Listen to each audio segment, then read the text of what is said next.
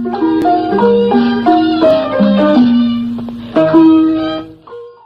င်္ဂလာပါရှင်လိုက်စာ TV ရဲ့မြန်မာဘာသာဖြင့်တင်တင်ဆက်မှုအစီအစဉ်ကနေပြန်လည်ကြိုဆိုလိုက်ပါတယ်ဒီကနေ့ညမှာတော့ဖားကန်ဆိုင်တောင်မှာစစ်ကောင်စီကတိုက်လေရင်နဲ့ပုံကျဲနေတဲ့တဲ့တင် KIO ကျမရေးဌာနကနုံးလောင်ကျဲရွာမှာစစ်ကူတောက်မှုတွေပေးနေတဲ့တဲ့တင်နဲ့စစ်အာဏာသိမ်းတဲ့3နှစ်ကျော်အတွင်းမှာနေအိမ်ပေါင်း3သိန်းကျော်ကိုစစ်ကောင်စီနဲ့လောက်ခံအဖွဲ့တွေကမိရှုဖျက်ဆီးခဲ့တဲ့တဲ့တင်တွေကိုတင်ဆက်သွားပါမယ်ကျွန်မကတင်ဆက်သူရှင်းမုံပါ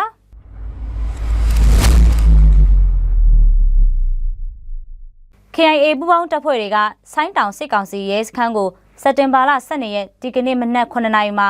အပြည့်စည်တိုက်ခိုက်သိမ်းပိုက်လိုက်တဲ့နောက်စစ်ကောင်စီကတိုက်လေနဲ့ပုံကျဲခဲ့တဲ့အတွက်ဆိုင်းတောင်ကလူနေအများအပြားထိခိုက်ပျက်စီးသွားတယ်လို့သိရပါတယ်။ဆိုင်းတောင်ရဲစခန်းကိုတိုက်ခိုက်သိမ်းပိုက်နိုင်ပေမဲ့ဆိုင်းတောင်လက်ကီမန်ဟိုတယ်အနီးမှာရှိတဲ့စစ်ကောင်စီတပ်သားတွေကိုဆက်လက်ရှင်းထုတ်နေရတိုက်ပွဲပြင်းထန်နေဆဲဖြစ်တယ်လို့စုံစမ်းသိရှိရပါတယ်။သိမ်းပိုက်ထားတဲ့ဆိုင်းတောင်ရဲစခန်းကိုရှင်းလင်းမိရှို့နေစဉ်မှာစစ်ကောင်စီကတိုက်လေရင်နဲ့3ကြိမ်ပုံကျဲခဲ့တာကြောင့်နေအများပြားပျက်စီးခဲ့တယ်လို့သိရပါတယ်။စက်တင်ဘာလ9ရက်နေ့ကနေဒီကနေ့အထိတိုက်ပွဲပြင်းထန်နေတာကြောင့်ဆိုင်းတောင်ဒေသခံတွေစိုးရိမ်ထိတ်လန့်နေကြရပြီးဘဲလွတ်ရာကိုတင်းရှောင်နေကြရတယ်လို့ဆိုပါတယ်။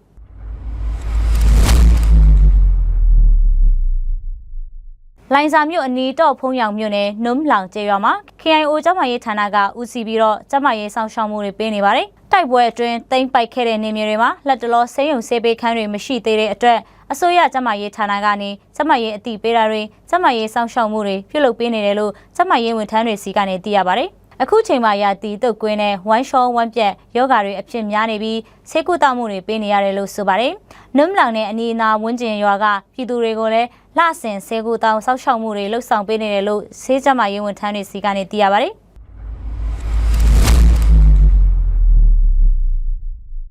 အကြမ်းဖက်စစ်တပ်ရဲ့စစ်အာဏာသိမ်းမှု3နှစ်ကျော်ကာလအတွင်းမှာအယက်သားပြည်သူတွေရဲ့နေအိမ်3သိန်းကျော်မိရှို့ဖျက်ဆီးခံခဲ့ရပြီး2024ခုနှစ်မှာစစ်ကောင်စီမိရှို့ဖျက်ဆီးခဲ့တာကြောင့်နေအိမ်ပေါင်း2100ကျော်ဆုံးရှုံးခဲ့ပြီးတော့အိမ်ခြေ1000နဲ့9000ကြားပျက်စီးဆုံးရှုံးခဲ့ရတဲ့မြို့နယ်တွေဟာကောလင်းကလေးပူတီတောင်မြင်းချံနဲ့မုံရွာမြို့နယ်တွေဖြစ်တယ်လို့သိရပါတယ်2024ဇူလိုင်လအတွင်းစကိုင်းတိုင်းမန္တလေးတိုင်းကရင်ပြည်ပဲခူးတိုင်းတနင်္သာရီရခိုင်ပြည်နဲ့ရှမ်းပြည်တောင်ပိုင်းတွေမှာအယက်သားနေအိမ်ပေါင်း1188အိမ်မိရှုဖျက်ဆီးခံခဲ့ရတယ်လို့စုံစမ်းသိရှိရပါတယ်။2024ခုနှစ်ဖေဖော်ဝါရီလနဲ့မတ်လအတွင်းကောလင်းမြို့ပေါ်ရက်ကွက်တွေနဲ့မြို့အနီးနားကရွာပေါင်း40ကျော်ကိုစစ်ကောင်စီတပ်ဖွဲ့တွေကမိရှုဖျက်ဆီးခဲ့ပြီးတော့အနည်းဆုံးနေအိမ်ပေါင်း9200ခန့်ပျက်စီးဆုံးရှုံးခဲ့တယ်လို့သိရှိရပါတယ်။ဒါအပြင်စစ်ကောင်စီဟာတိုက်ပွဲတွေရှိနေတဲ့မြို့ရွာဒေသတွေနဲ့တော်လှန်ရေးအင်အားစုတွေကိုထောက်ခံတဲ့ကျေးရွာတွေမှာမိရှို့ဖျက်ဆီးတာတွေကိုလှုပ်ဆောင်နေပါတယ်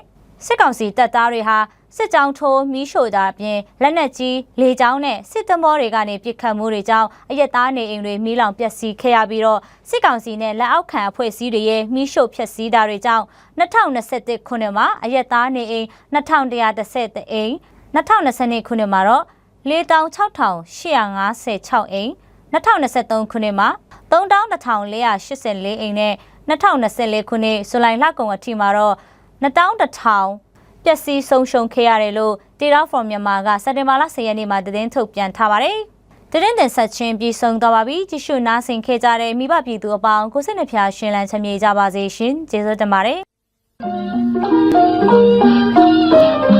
။